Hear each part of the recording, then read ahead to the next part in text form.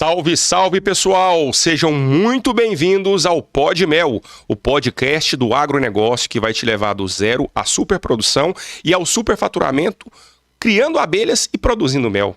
Eu sou Pedro Feldon. Eu sou Agnel Fonseca. E eu estou aqui hoje com uma personalidade da cidade de Goiás, a antiga Goiás Velho ou Vila Boa de Goiás, senhor Agnel, que é meu amigo, meu vizinho lá de Goiás, né, Agnel? Sim. E, Agnel, eu queria que você se apresentasse para a turma aqui.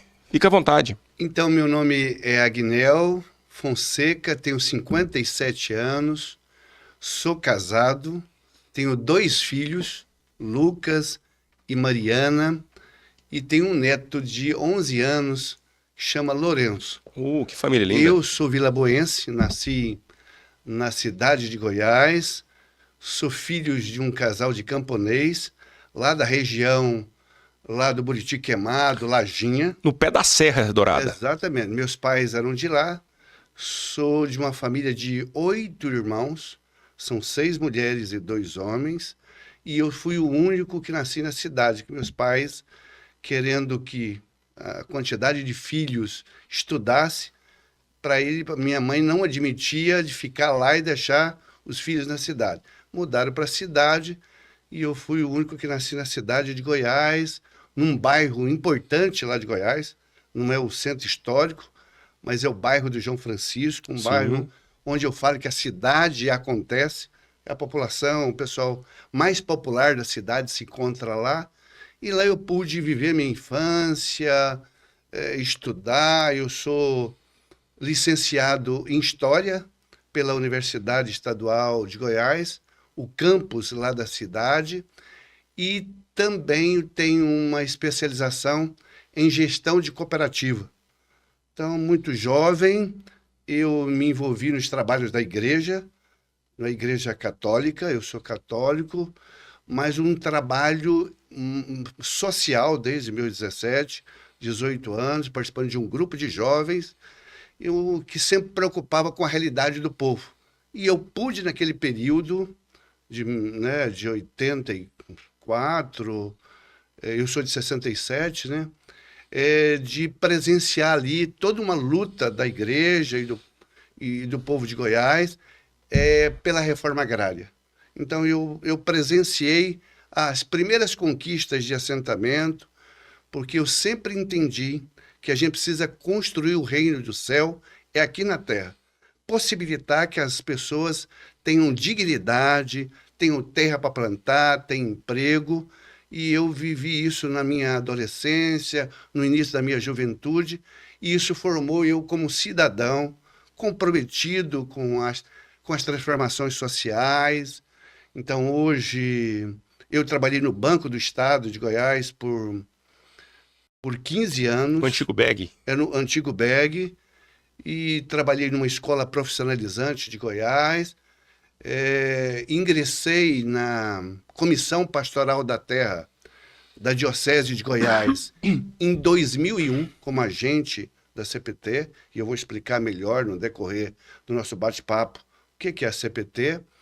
E eu estou no 2º mandato de vereador lá pelo Partido dos Trabalhadores na cidade de Goiás. Então foi toda uma caminhada até chegar onde nós estamos hoje, né? Sim, uma caminhada importante, uma caminhada de muito envolvimento com as causas populares. De entender que a gente precisa cada vez mais criar oportunidade, buscar dignidade para as pessoas. Pessoal, para quem não é do estado de Goiás, tá? Não sabe, mas a cidade de Goiás, que o pessoal aqui em Goiânia chama de Goiás Velho, né, de forma até pejorativa, a cidade de Goiás é a nossa primeira capital. Foi a primeira capital da província de Goiás. Sim. E Goiás, a famosa Vila Boa de Goiás, ela é uma cidade turística. E quando a gente fala de turismo, né, as pessoas imaginam que a cidade vive em torno do turismo. E não é a realidade de Goiás, né, Agnel? Goiás, ela querendo ou não, é muito forte na parte de pecuária, sim, na parte da agricultura familiar. Sim, né? Muito. E você sempre teve um trabalho muito atuante junto aos assentamentos. Quais os assentamentos que nós temos lá em Goiás hoje? Assentamentos de rural que nós temos em Goiás hoje? Então, falando da cidade, Pedro, Goiás, o município de Goiás, está caminhando para que daqui 2 anos complete 300 anos. É muito tempo. Foi um município, uma cidade criada no período colonial, com a vinda dos bandeirantes. Com as bandeiras, né? Com as bandeiras que vieram de São Paulo, com o objetivo o quê? De aprisionar índios para escravizá-lo e a busca de ouro, e a cata Sim. de ouro, né?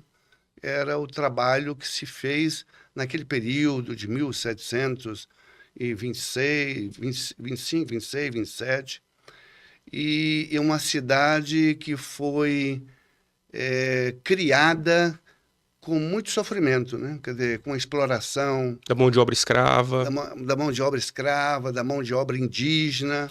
Da própria sociedade em si. Porque a gente sabe que naquela região as famílias eram muito poderosas, então a gente tinha uma disputa política e social muito grande ali, né, Guilherme? Sim. É pesado, é uma história pesada. Exatamente, porque ela foi capital até 1933, né? Em 1937, efetivamente, a transferência Para Goiânia.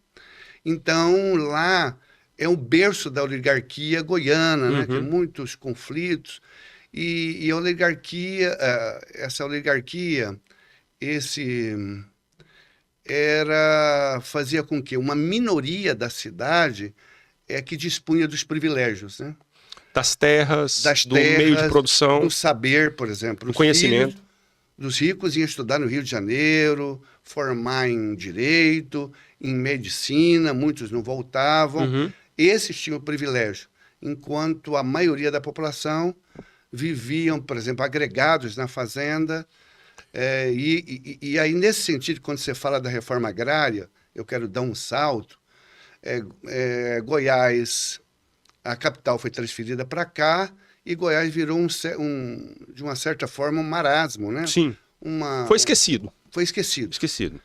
E a grande transformação social que aconteceu a partir da transferência da capital foi a luta e a conquista dos assentamentos, que iniciaram o primeiro assentamento do Estado, que também do município do Estado, aconteceu lá.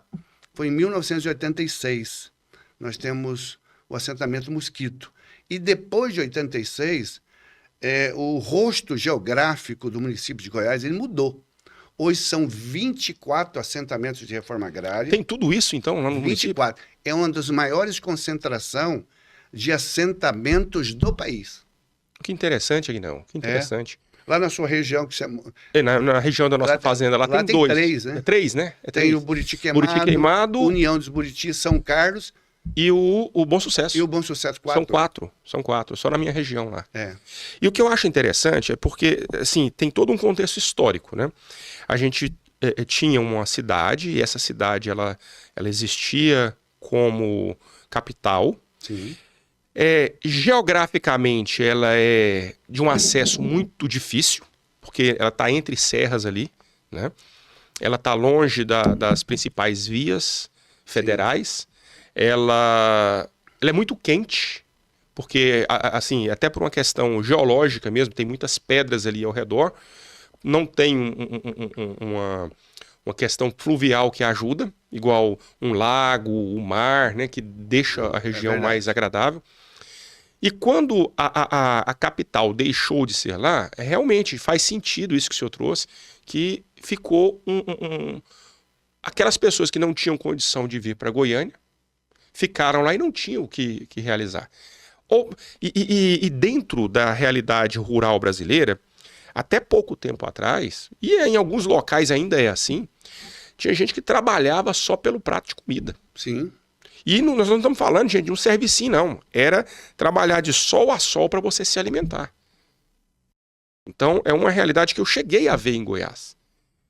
Quando eu cheguei em Goiás há uns 25 anos atrás, ali naquele pé da serra ainda tinha muito fazendeiro que nego trabalhava lá pelo alimento.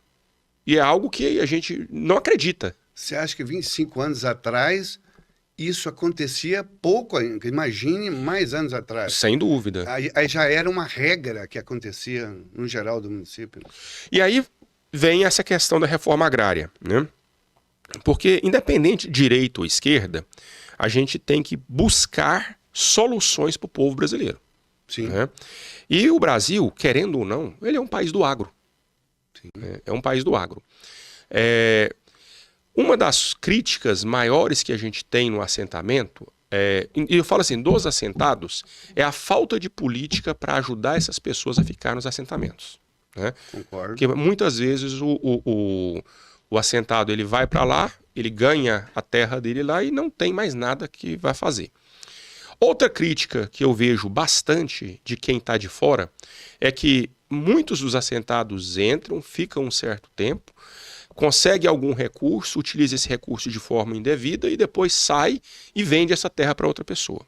Como é que é essa realidade, Agnel? Você que está lá dentro, você que tem o contato com o camponês, o contato com as unidades familiares, como é que é a realidade do povo assentado no Brasil hoje? Porque a gente pode tomar Goiás como Sim, um padrão nacional, né?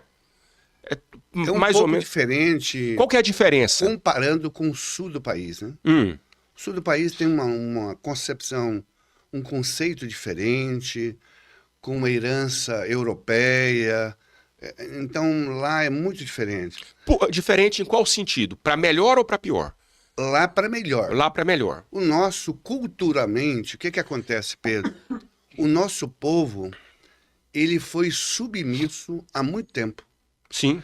Aqui no Centro-Oeste, Mato Grosso, Goiás, Tocantins, a predominância das oligarquias fazia com que a submissão, o paternalismo, o assistencialismo, seja do parte do empregador, do patrão, seja das políticas, não contribuiu para que as pessoas se emancipassem. Se desenvolvessem que e evoluíssem. Não era de interesse da classe dominante para que os filhos dos trabalhadores, das trabalhadoras estudassem, para que eles tivessem uma terra que pudesse aprender a cultivar, mas queria mão de obra barata, próxima, análoga à escravidão. Então, o nosso povo, diferentemente, não estou dizendo o nosso povo tem qualidades brilhantes, mas não teve a oportunidade de aprender a empreender. Exatamente. E aí o que acontece em Goiás? Nós temos o pessoal tem toda uma crítica em relação aos assentamentos de reforma agrária, mas nós temos muito que celebrar também. Primeiro, a divisão do latifúndio, que não produzia, né? E aí tem outra visão que as pessoas tomaram a terra. Essas terras são adquiridas e pagas pelo governo federal. E bem pagas, né? E bem pagas. Eu conheço um proprietário de terra em Goiás que teve a terra dele desapropriada pela reforma agrária. E o que ele recebeu, no mercado ele não conseguiria receber. Exatamente. Porque nós estamos falando de unidades rurais muito grandes, muito extensas. São poucas pessoas que têm... Às vezes nem é tão produtivo assim, porque já vem de geração em geração e ele precisa fazer todo um trabalho naquela terra. E as unidades menores é mais fácil de se trabalhar. E existe na Constituição a função social da terra. Então, por isso a reforma agrária aconteceu.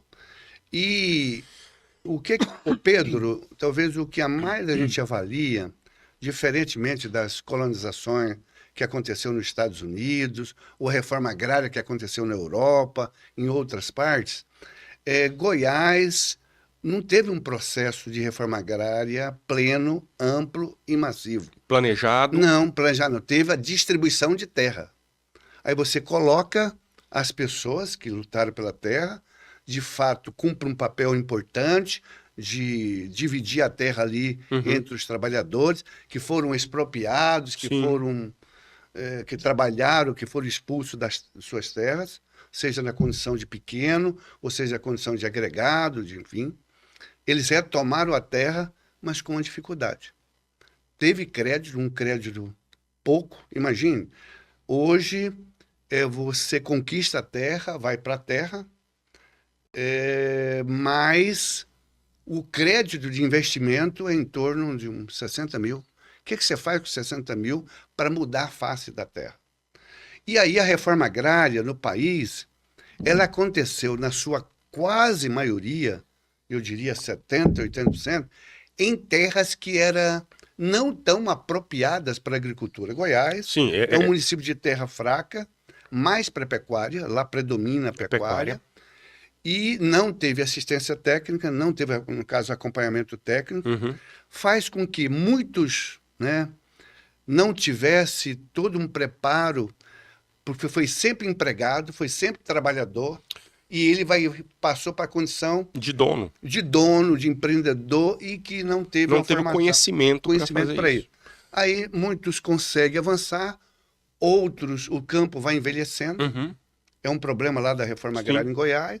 Os jovens não vislumbram a continuidade, porque não quer ver aquilo que o pai sofreu, a família sofre. O que é natural, a gente sabe. E ele não quer continuar. Então, se tivesse uma reforma agrária, a gente sonha, e tem razão, mesmo que a gente chega em propriedades que não tem uma produção, e o trabalho da comissão pastoral que eu me integro como agente, a gente fala agente, que nós somos funcionários, nós somos colaboradores da diocese, mas a gente trabalha não só com católicos, é bom que entenda isso, a gente trabalha com os camponeses, homens e mulheres, com os trabalhadores rurais, para que a gente possa juntos não fazer o assistencialismo, mas com eles uma formação para que eles sintam sujeitos da sua própria história, da sua própria luta. É o trabalho da CPT. Nós não queremos representar ninguém, nós queremos, assim como vocês fazem aqui na Escola do Mel, de ajudar, né, a profissionalizar, o trabalho da gente é esse. Então, a gente esperava, e eu penso, a gente pode celebrar muito a conquista dos assentamentos, mas também tem que lamentar muito pela forma da condução e o resultado que a gente tem. E vende as parcelas mesmo. E eu não é eu que vou condenar se as condições não estão ali, se a pessoa não deu certo ali. Ninguém tem bola de cristal para prever o que vai acontecer. Quem pode ou não empreender.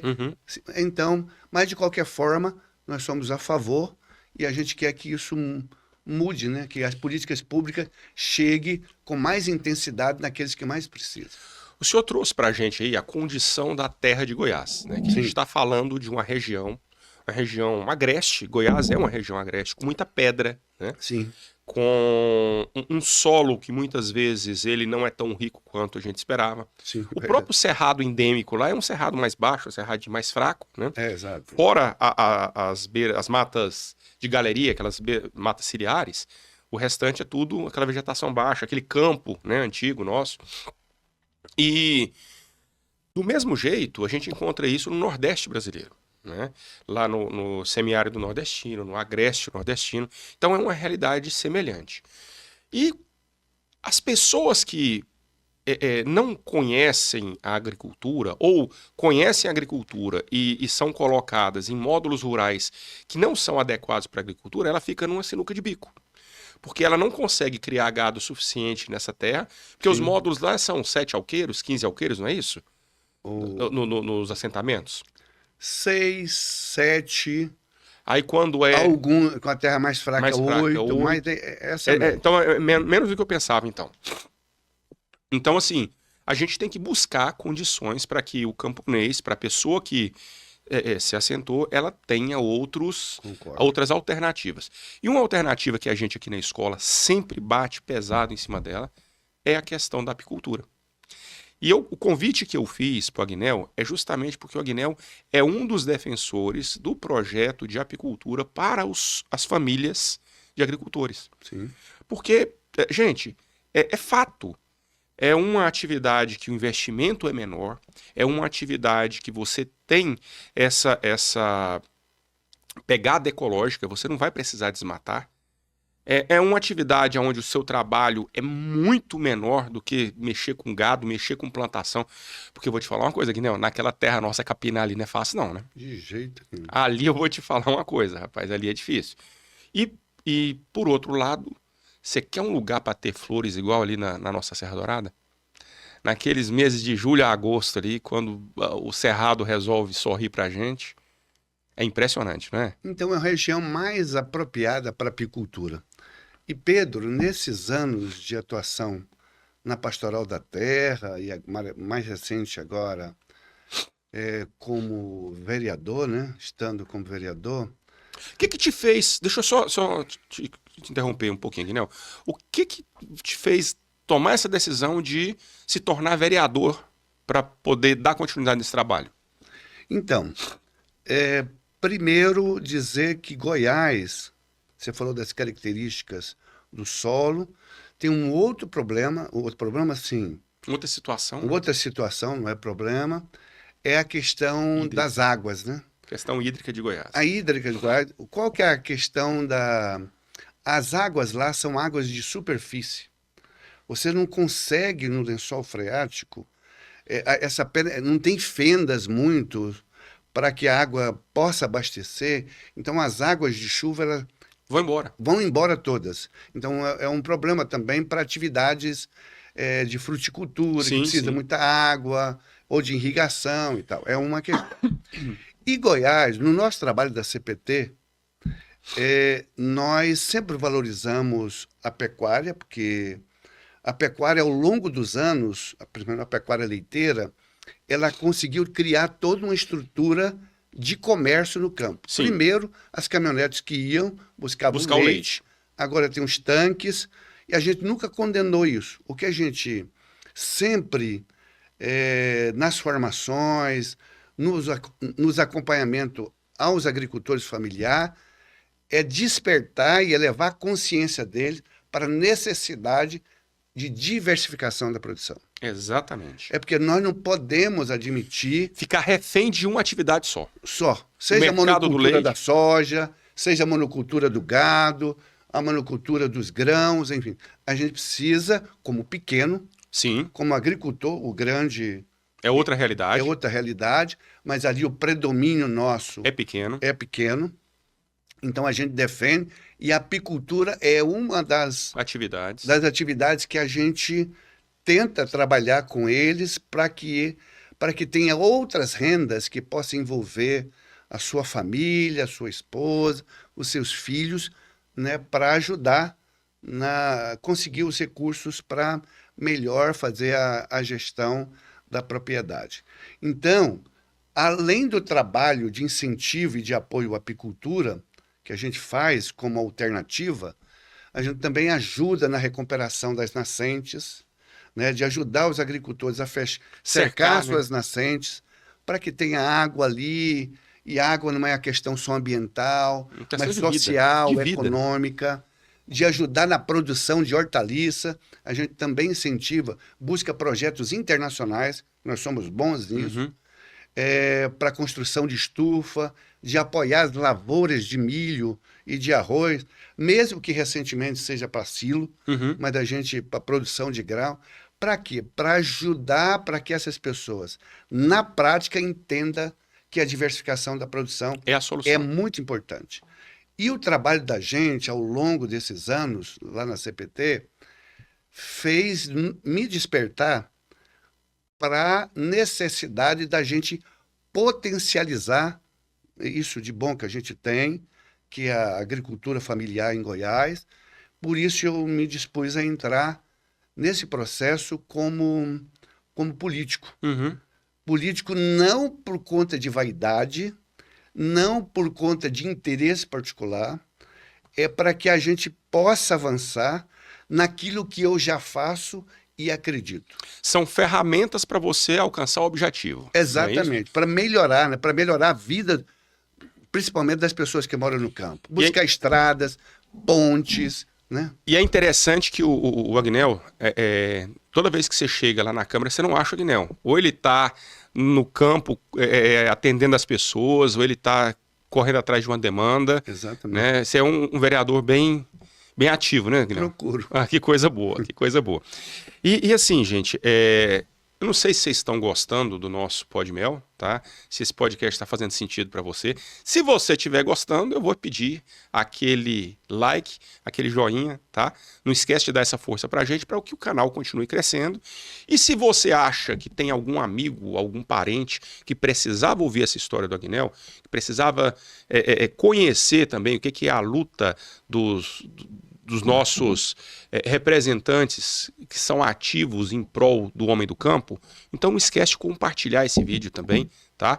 Para aquele seu parente, aquele seu amigo que talvez tenha que escutar isso aqui para mudar de opinião em relação a algumas coisas. Porque aqui, Agnello, que eu já te falei, a escola de apicultura, a gente não é esquerda, não é direita, a gente não é centro, a gente é abelha. A gente é pelo produtor rural, pela conservação do meio ambiente, pela proteção das abelhas e pela produção. Porque um dos maiores problemas que a gente observa em todos os projetos, você já falou, é falta de conhecimento. Sim. Às vezes você pega e distribui lá trocentas colmeias, mas aquele camponês ele não sabe o que ele vai fazer com aquilo. Ele não tem orientação para aquilo. Às vezes alguém no Senar, do Sebrae, vai lá e faz um cursinho rápido de um final de semana, mas não tem um estímulo. Porque, assim, toda atividade, ela tem altos e baixos. E muitas vezes tem mais baixos do que altos. Então a pessoa vai lá, pega um enxame, é uma alegria muito grande. Um manejo errado, o enxame vai embora e ele frustra. Não foi nenhum, nem dois, nem três que eu vi e jogou a colmeia. Porque não, quer mexer mais com isso não, isso aqui dá trabalho demais e não dá resultado. E às vezes é por essa falta de incentivo. O que a escola de apicultura fez de 2019 para cá? Nós utilizamos da internet, utilizamos das redes sociais para levar conteúdo para as pessoas, para despertar as pessoas. Tanto o pequeno, quanto o médio, quanto o grande. Sim. Porque a apicultura ela vale para todo mundo. Ela é benéfica para todas as camadas sociais. E o conhecimento hoje, com a internet, ele se popularizou. Às vezes, você pode chegar em qualquer assentamento, todo mundo está com celular, com internet, com o Wi-Fizinha dele lá. Isso aí, gente, é muito bom. Isso aí, para nós, brasileiros, se a gente parar de ficar vendo as dancinhas no TikTok, vendo aquelas mulheres bonitas no TikTok lá, e a gente começar a se capacitar, buscar conhecimento, não precisa ser em apicultura, não. Como é que você faz para você melhorar a água da sua casa? Como é que você faz para poder aproveitar a energia solar? Tudo isso a internet ensina. Né? Então a gente gosta de trazer conhecimento e hoje, Agnello, nós temos uma rede muito forte, que são pessoas do bem ajudando pessoas de bem. Que são as pessoas que buscam levar conhecimento e compartilhar esse conhecimento. E isso nos projetos às vezes falta, porque é difícil você manter uma pessoa sempre lá para poder dar esse acompanhamento. Deu um problema. E hoje na internet você consegue. Hoje você faz uma videochamada com a pessoa e isso já ajuda muito. Né? Isso faz com que as dificuldades elas sejam amenizadas. E faz com que esse conhecimento seja mais aproveitado. Eu quero partilhar com você sobre essa experiência nossa. Fala para mim, como é que foi? Apicultura. Como é que foi lá? Conta pra gente a história, como é que vocês empreenderam? Com esse objetivo da diversificação da produção, essa atividade apícola foi uma das escolhidas nossas, como alternativa de produção. E nós temos, por conta da igreja e das relações com as agências de cooperação internacional, de buscar recursos. Pouco, mas a gente consegue fazendo um bom projeto, uma boa justificativa e contando a realidade do campo em Goiás e da região, porque nós atuamos, enquanto CPT, não é só no município, mas na região. CPT, Comissão Pastoral da Terra. Comissão Pastoral da Terra. Isso. É um organismo da Igreja Católica, que atua juntos com os camponeses e camponesas na defesa de seus direitos, na busca de alternativas de produção, para que o campo seja um lugar bom de se viver. Então, há uns 10 anos atrás, e talvez mais, a gente fez um primeiro grande projeto de apicultura. Adquirimos caixas, colmeias, né? Adquirimos equipamentos e não tivemos a preocupação inicial de iniciar com uma formação, uma pequena formação. E a gente distribuiu para as pessoas mais próximas que queriam ingressar nessa atividade.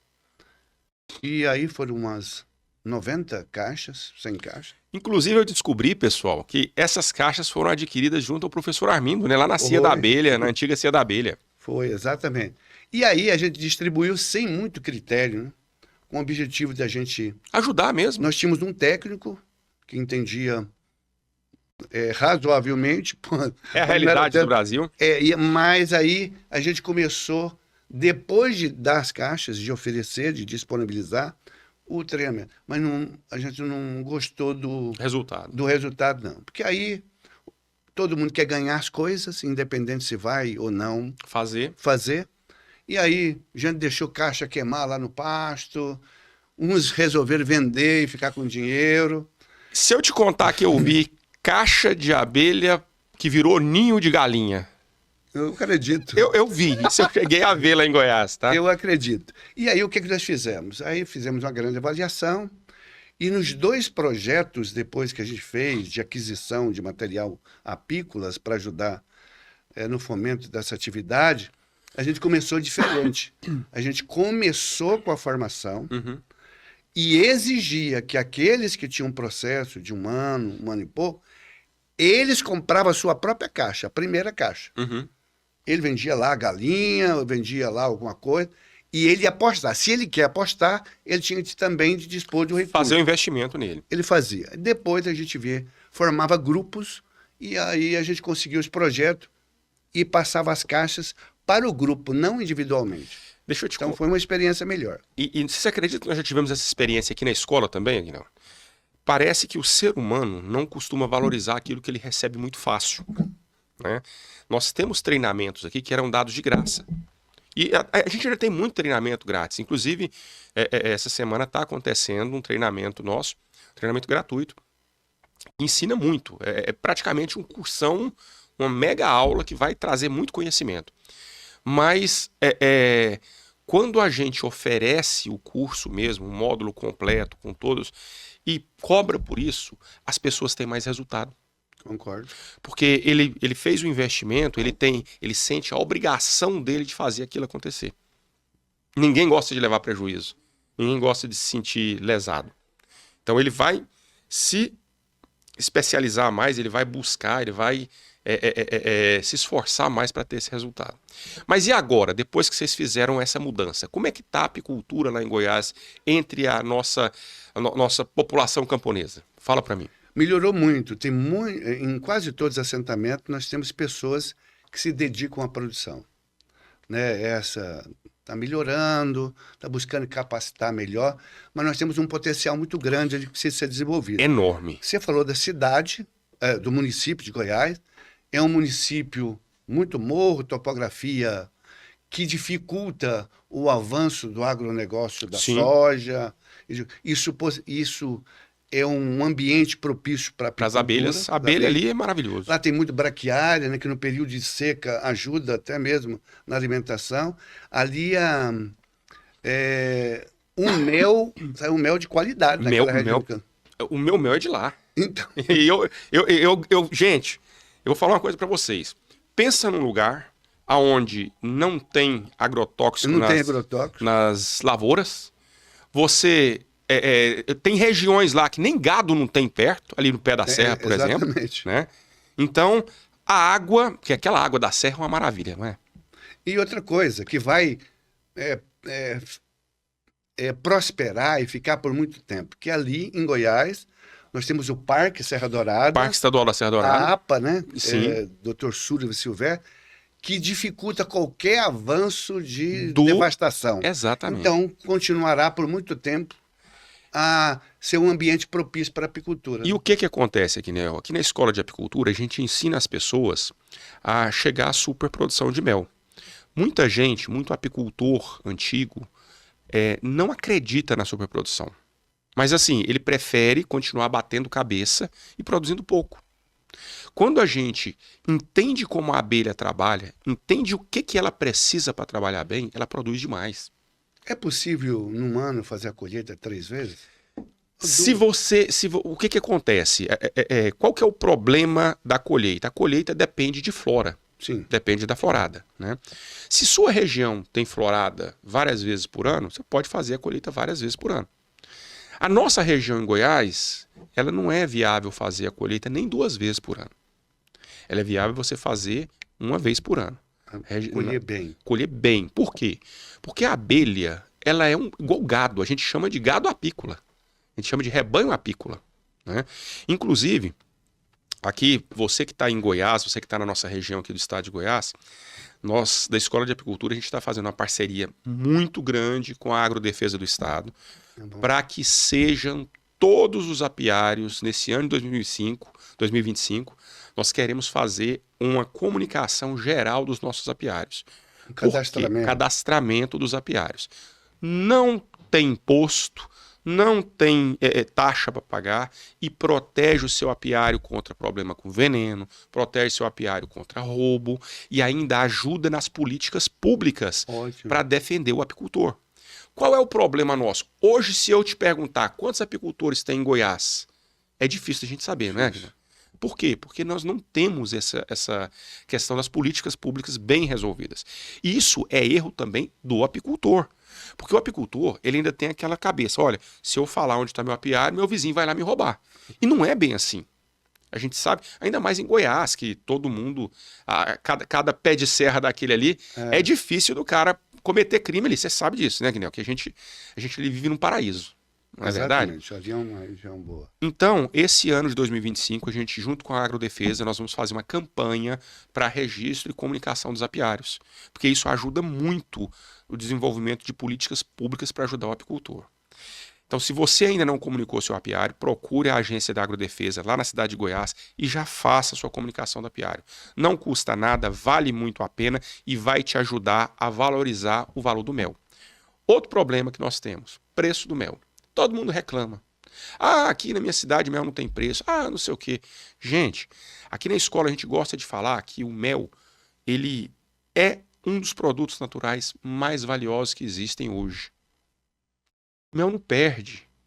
Você está lá com 1.500 litros de leite, se acabar a energia, o que acontece com o produtor de leite? Perde tudo. Perde tudo. E o mel não tem isso. O mel fica de um ano para o outro guardado, estocado, para você esperar o preço melhorar. Claro, se você tiver os manejos adequados, se você tiver o beneficiamento dentro das condições sanitárias. E a gente hoje ensina até como certificar o mel, que antes era difícil, Guinel. Antes era difícil. Eu lembro isso. Você já passou por isso. Hoje, aluno nosso aqui da escola, se ele quiser, se ele correr atrás, ele sai com o mel dele cifado. Ele sai com o mel cifado. Então, hoje a gente tem conhecimento suficiente para poder mudar e transformar a vida do pequeno e do médio produtor. Porque a gente sabe que para quem está no campo tudo é mais difícil. O acesso aos materiais é mais difícil. O acesso ao consumidor é mais difícil. Né? E a gente tem ali, e é algo que eu já reparei, dentro de Goiás você não encontra mel para vender na cidade. Você já viu tanto que é difícil achar? Encontra. Mas é muito escondido. É, exatamente. Aqui, ó, Itaberaí, naquelas lanchonetes, tem mais mel para oferecer do que Goiás. E Goiás tem uma produção apícola fantástica. Tem. Né? Então, assim, existem alguns meios da gente conseguir mudar essa realidade com muito pouco investimento. Precisa do quê? Precisa de atitude, precisa de atividade. Tanto por parte do poder público, mas principalmente por parte dos apicultores. Por parte do pequeno produtor que tem voz. Porque hoje tem voz, não tem, Agnel? O que você me fala com relação à representatividade hoje do camponês? Como é que tá? Então, os camponeses, de um modo geral, o trabalhador rural, são representados pelos movimentos sociais, pelos sindicatos, mas a gente tem percebido que precisa mais dos camponeses se organizar no âmbito interno do seu assentamento ou das comunidades tradicionais para buscar os seus benefícios. Não esperar que um sindicato faça por ele ou que o movimento faça por ele. Infelizmente, há algumas representatividades, alguns órgãos de representação, não têm o interesse, talvez, de ajudar na busca de melhoria das condições dos camponeses. Nós estamos havendo um período na nossa realidade, na nossa sociedade, em que há o declínio da vontade política de representar as pessoas. A gente Então, percebe isso. o que a gente tem buscado? Nós não incentivamos a associação, não. A associação do assentamento tal. Se quiser, a gente apoia, assessora, eu ajudo a elaborar o estatuto. Uhum. Mas a grande preocupação nossa não é essa. O que a gente procura incentivar, e tem para muitos grupos, eu falo que a associação não tem validade. Mais importante que a formalização, o documento, o estatuto, é a vontade das pessoas de se organizar. Então, organize por afinidade. Sim. Nós temos grupos de mulheres, e eu lembrei agora há pouco, e aproveitando agora para falar, que nós estamos trabalhando com apicultura, especificamente. E nós temos resultados brilhantes, porque as mulheres vivem num ambiente machista, onde o homem, isso melhorou muito, mas o homem quer controlar tudo, não aceita a opinião da mulher, e o nosso trabalho enquanto CPT, enquanto parlamentar, é para que a família seja sujeito ali do planejamento e das ações na propriedade. E a gente começou a fazer, nós temos uns 3, 4 grupos de mulheres que se juntaram para a apicultura. Nós temos um exemplo lá de um assentamento próximo de Goiás, que é no município de Itaberaí, que uma mulher, uma família, que faz parte de um grupo, ela mesma com a filha, produziu, e o homem não quis acreditar, o marido não apoiou, 200 litros de mel em 1 ano e meio, alguma coisa assim. Olha para você ver a renda da mulher. Aí o homem agora está... Abriu o olho. Abriu o olho e tá... Então a gente quer o quê? Que as pessoas acreditem neles, né? Sim. Não precisa acreditar que alguém, um salvador da pátria, venha resolver o problema. Não é o político, não é a associação, não é a entidade de classe. Por isso que o nosso trabalho é para que as pessoas sejam emancipadas. E é isso que a gente prega na escola também. A gente faz com que... Porque a escola de apicultura, a gente não ensina apicultura. A gente ensina empreendedorismo apícola, que é diferente. A gente ensina que a pessoa ela tem condição de criar um negócio para ela. E o negócio ele pode ser um negócio familiar, um negócio pequeno. E de acordo com que ele vai evoluindo, vai crescendo o conceito, vai crescendo a capacidade dele de gerir aquele negócio, o negócio vai crescendo também. Tá? 200 quilos de mel, para nossa região ali, Guinel, não é nada. Sim. Uma família produz 2 toneladas de mel fácil. Se eu te falar que com 30 colmeias você consegue produzir 1 tonelada de mel ali na Serra Dourada. 1 tonelada de mel, você acha que é muita coisa, Guinel? 1.000 quilos de mel? Eu acho. É pouco. E é engraçado, porque quem não é da apicultura não entende. Na hora que aquela família aprende a vender o mel, aprende a fazer uma apresentação do trabalho dele, 1 mês, aquela 1 tonelada vai toda embora. Ele vai ter que comprar do vizinho dele. Por incrível que pareça. Por incrível que pareça. Mas é o conhecimento que o camponês não tem. O homem do campo não tem. O grande fazendeiro não tem. Tem, não. Porque ele sabe trabalhar com soja, com milho, com uma grande extensão de gado, mas a abelha ela é mais simples de mexer. Ela tem algumas peculiaridades que você tem que respeitar, porque é um ser vivo, né? Mas quando você respeita, é abundante. É abundante. Lá em Goiás, a coisa mais linda de tudo é você ver aquelas colmeias enormes, cheias de melgueira, no final da safra. E aquilo ali, você passa lá perto, você sente o cheiro do mel. Cara, isso não tem preço, sabe? E você que está aí em casa, que está assistindo a gente, acredite mesmo no seu potencial, acredita na apicultura, porque vale a pena. Vale a pena. E eu quero até convidar, vou me fazer o convite. Eu quero ir a Goiás com a equipe aqui da escola para a gente poder conhecer esses projetos. Posso? Pode. Vamos mostrar isso para o resto do Brasil? Vamos. Porque assim, a gente tem casos de sucesso aqui, muitos casos de sucesso, centenas de casos de sucesso, que a escola apresentou e tal. E a gente pode mesmo mudar a vida das pessoas com a apicultura quando a gente faz com interesse, com boa vontade, com muito trabalho. Não é verdade, Aguinaldo?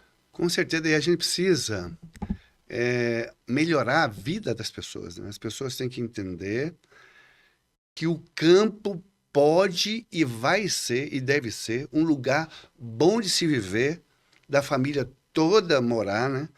E outra coisa que a gente sempre estimula, Pedro, que eu acho importante, mesmo que pareça agricultura de subsistência, é estimular as famílias a, quando ele fala diversificar, seja diversificar a alimentação, seja diversificar a renda, né? Quer dizer, para Exatamente. aumentar.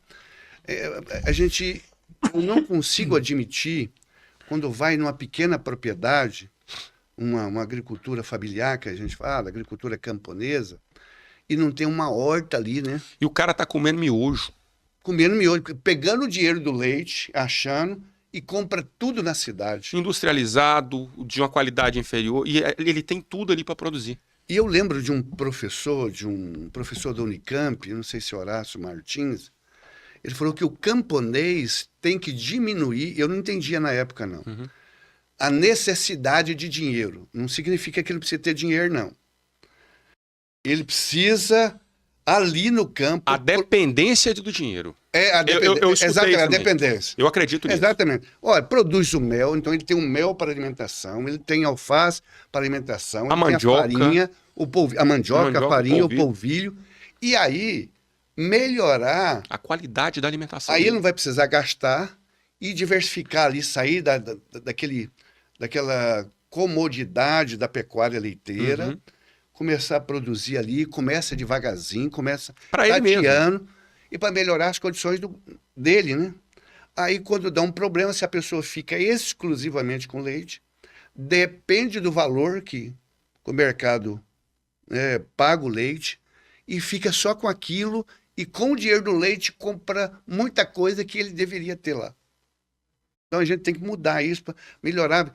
E as pessoas têm a consciência de que precisa das políticas públicas, precisa se organizar. Cobrar. Para cobrar do vereador, para cobrar do prefeito, para cobrar políticas públicas federal, mas eu tenho que fazer a minha parte.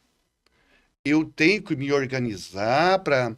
Eu não posso ser individualista demais, eu posso ter um grupo ali de apicultura, eu ajudo o vizinho, ele me ajuda, nós nos ajudamos, e para que a gente... Eu não posso também, nesse sentido, ser egoísta. Eu preciso, eu estou falando enquanto camponês, melhorar as relações ali no vizinho. Antigamente era assim. E funcionava. Exatamente, os mutirões, E funcionava. as famosas traição, quando a pessoa estava doente, fazia ali... E o camponês, ele tem esse aspecto da solidariedade, Sim, solidário. só que está perdendo, né? A Sim. gente precisa retomar isso e melhorar, e o pessoal entender que ele não precisa esperar muito por fora.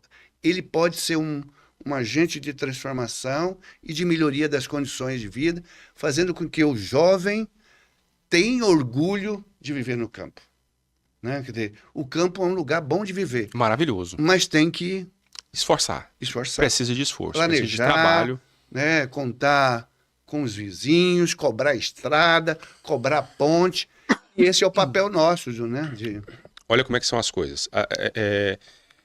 A apicultura, como a maioria das atividades do agro, ela te dá um faturamento anual. Sim. O ser humano que não está acostumado a se programar, que não tem um projeto, que não tem uma educação financeira, ele não dá conta de lidar com isso. Porque a colheita ela acontece uma vez por ano. Quando muito, duas, porque tem a safrinha. O gado, você tem que esperar o bezerro chegar no ponto de vender para você poder faturar com ele. Então, assim, são coisas que a gente sabe que você tem que se programar para todo mês você ter aquele melzinho para vender e chegar no final do ano e você conseguir. Então, esse esforço tem que ser um esforço inteligente, tá certinho. Com certeza. Concordo. Sr. Guinel, eu queria primeiramente te agradecer pela participação aqui. Eu achei maravilhoso e ainda tem muita coisa que eu queria te perguntar, mas eu acho que vai ficar para um próximo episódio, porque seu tempo eu sei que é precioso e você tem suas obrigações. Te agradeço por ter vindo aqui na escola para ter nos dado essa grande contribuição. Queria te parabenizar pelo seu trabalho. Eu sou admirador do seu trabalho, sou muito crítico de partido político, mas quando eu encontro um representante do povo que trabalha para o povo e que mostra resultado, eu sou obrigado a tirar o chapéu e a gente tem que valorizar. Você que está em Goiás pode cobrar desse homem, porque ele tem que mostrar serviço, que político existe para poder trabalhar para o povo, mas a gente tem que parabenizar também quando está fazendo um trabalho bem feito. Então, meus parabéns, Aguinaldo. Pedro, eu queria falar para os seus internautas, as pessoas que acessam o Podmel, e eu quero falar, e eu vim pensando nisso, enquanto parlamentar, é bom que todos saibam que todo mundo coloca os políticos no mesmo pacote, só apresentando crítica, mas a gente, na hora de votar, nós temos que escolher pessoas que representam uma causa. Eu não posso ser candidato, eu com a consciência, para atender os meus interesses. A gente tem que eleger parlamentares que já têm um histórico com a comunidade, um histórico de luta na sociedade, porque a gente escolhe alguém para dar prosseguimento naquilo que ele acredita. Então, eu estou dizendo, e eu sempre falo isso, que eu não sou vereador... para você. Para mim, não. Eu sou vereador de uma causa. E minha causa maior é a defesa da questão do meio ambiente, é a defesa da dignidade das pessoas, da agricultura familiar. Então, é importante a gente entender a política e conhecer, de fato, cada um das pessoas que a gente vota, é votar e acompanhar. Né? E o voto, ele não... a gente adquire cidadania, que fala, nós somos cidadãos só na hora de votar, não. É de acompanhar o mandato, cobrar, de sugerir, de cobrar para que a gente construa um mundo cada vez melhor e que possa esse mundo ajudar para que mais pessoas tenham dignidade e ser inseridas no mercado. Não adianta a gente achar que se eu dar bem na vida e o outro, a gente tem que pensar no conjunto da sociedade. Eu agradeço aqui a oportunidade, parabenizo a escola, o Podmel, pela coragem, pela ousadia, e dizer que a gente possa construir esse mundo cada vez melhor, iniciando, né, principalmente nós lá do interior, numa região lá da cidade de Goiás, propícia, de fazer ali um local que seja... que produza muito mel, que produza muita esperança e que produza mais união e dignidade no campo. Exatamente. Pessoal, se vocês gostaram, então, da participação do Aguinaldo aqui, não esquece de deixar o comentário aqui embaixo, dizendo a sua opinião, se você está no campo, se você está na cidade, como é que você vê essa situação do pequeno, médio e grande produtor rural. Deixa seus comentários aqui pra gente. E eu queria agradecer, mandar um abraço para a cidade de Goiás, minha querida Vila Boa de Goiás, tá? Nossos amigos que estão aí assistindo a gente, que estão vendo o Aguinaldo aqui, tá? E dizer que me honra muito poder ter meu apiário lá, o apiário Serra Goiás, tá? O que faz o mel mais gostoso do Brasil, tá? Isso eu garanto para vocês, porque é o que eu tomo todo santo dia, tá? E dizer para vocês que o Podmel fica por aqui, mas semana que vem a gente está de volta com mais informação de qualidade, com pessoas maravilhosas para vocês conhecerem. Gente, fiquem com Deus e um grande abraço.